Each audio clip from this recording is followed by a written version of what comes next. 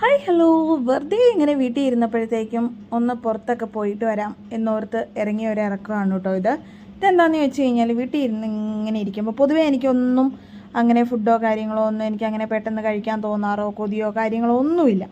പക്ഷേ ഇന്ന് എനിക്ക് ബിരിയാണി തിന്നാൻ ഭയങ്കര ഒരു കൊതി. അപ്പോൾ എന്ത് ചെയ്തു, നേരെ വീട്ടിൽ നിന്ന് സുന്ദരി മണിയായിട്ട് ഒരുങ്ങി നേരെ പാലായിക്ക് വിട്ടു കേട്ടോ. അപ്പോൾ സ്ഥിരം ഞങ്ങൾ കയറുന്ന കടയിലാണ് ഞാൻ കയറിയിരിക്കുന്നത്. കടയുടെ പേരോ കാര്യങ്ങളോ ഒന്നും കാണിക്കുന്നില്ല, കാരണം ഇത് പ്രമോഷൻ വീഡിയോ അല്ലല്ലോ, അതുകൊണ്ട് ഓക്കെ. അപ്പം ബിരിയാണി തിന്നണമെന്നൊരു ആഗ്രഹത്തോടു കൂടി ഞാൻ നേരെ ബസ് കയറി പാലായി ചെന്ന് കടയിൽ കയറി ഓർഡർ ചെയ്ത് അവിടെ ഇരുന്നു. എന്നിട്ട് കുറച്ച് കഴിഞ്ഞപ്പോഴത്തേക്കും കയ്യെ കിട്ടി. എൻ്റെ പൊന്നെടാവേ, കുറേ കാലം കൂടിയാണ് കേട്ടോ ഞാൻ ബിരിയാണി കഴിക്കുന്നത്. എന്താണെന്ന് ചോദിച്ചു കഴിഞ്ഞാൽ പെട്ടെന്ന് എനിക്ക് ഫുഡ് പോയ്സൺ പോലത്തുള്ള സംഭവങ്ങളൊക്കെ വരും, വയറുവേദന, പിന്നെ ബാക്കി സംഭവങ്ങൾ, ഛർദി കാര്യങ്ങളൊക്കെ ആയിട്ട് വരും. അതുകൊണ്ട് തന്നെ ഞാൻ ഈ പ്രഗ്നൻസിയിൽ ഞാൻ പരമാവധി പുറത്തുനിന്നുള്ള ഫുഡ് ഒഴിവാക്കും കേട്ടോ.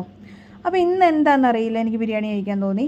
അങ്ങനെ കഴിച്ചു, വയറ് നിറച്ചും കഴിച്ചു. ഒരു ഫുള്ള് തന്നെ ഓർഡർ ചെയ്ത് കഴിച്ചു. ഫുള്ള് കഴിക്കാൻ പറ്റുമെന്നൊന്നും അറിയത്തില്ലായിരുന്നു, കാരണം ഇപ്പോൾ കഴിച്ച് കഴിഞ്ഞാൽ പെട്ടെന്ന് വയറ് നിറഞ്ഞു പോകുമല്ലോ. അതുകൊണ്ട് ഫുള്ള് തന്നെ ഓർഡർ ചെയ്ത് കഴിച്ചു. 10-20 രൂപ അങ്ങോട്ട്, പിന്നെ ബിരിയാണിയുടെ കാശും. അയ്യോ, അങ്ങനെ ഇപ്പോൾ പോയി. സമയം ഇപ്പോൾ ഒരു 6:30 ആയിട്ടുണ്ട് കേട്ടോ. ശരിക്കും പറഞ്ഞാൽ എന്താ പറയുന്നത്, നമ്മൾ എവിടെയെങ്കിലും പോകുമ്പോഴല്ലേ പൊതുവേ എന്തെങ്കിലുമൊക്കെ കഴിക്കുന്നേ. ഇത് പക്ഷെ അങ്ങനെയല്ല. ഇത് ഞാൻ ഈ ബിരിയാണി കഴിക്കാൻ വേണ്ടി മാത്രം ഇറങ്ങിപ്പോയ ഒരു പോക്ക.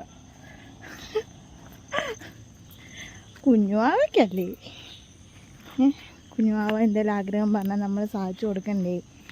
വാവയ്ക്ക് മേടിച്ചു കൊടുക്കാൻ പോയതാ കേട്ടോ.